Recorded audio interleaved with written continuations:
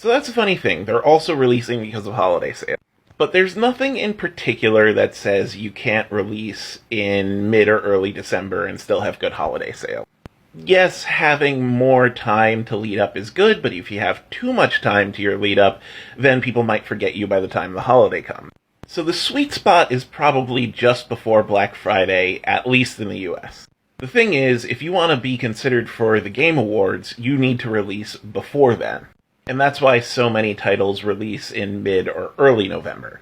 So these titles will see a first wave of sales on their release, a second wave of sales on Black Friday, a third wave of sales if they get nominated or win a Game Award, and a fourth wave of sales right before the holiday. There just isn't any other time of year that you can get that much return on your product. Compare that to a game that releases on, say, December 15th or some other time in mid-December.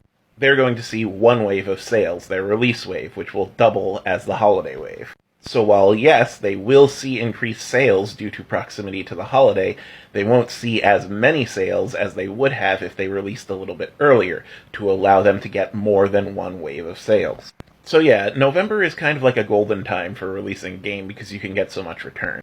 While nothing quite compares, there are a couple other golden times. Number one is the back-to-school rush. It's the end of the summer, people are staying inside more, kids end up getting rewards from their parents for doing well in school, so on and so forth. So you'll see a lot of big titles come out in September.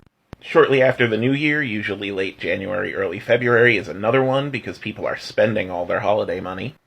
And the end of March, early April is another one because it's the last big chance to get your major releases out there before the summer dry season hits. And you'll note that each of these hot sales periods line up with one of the quarters, just not always in the same place.